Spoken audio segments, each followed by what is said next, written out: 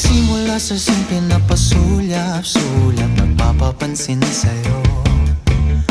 Umabot sa palitan ng mga mensahe, kilig na kilig ako. Kumusta, kain na, hello, magandang umaga.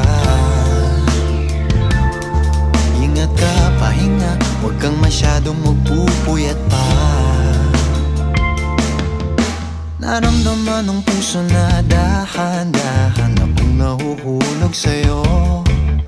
Sa kada araw natin na pag-uusap, meron ng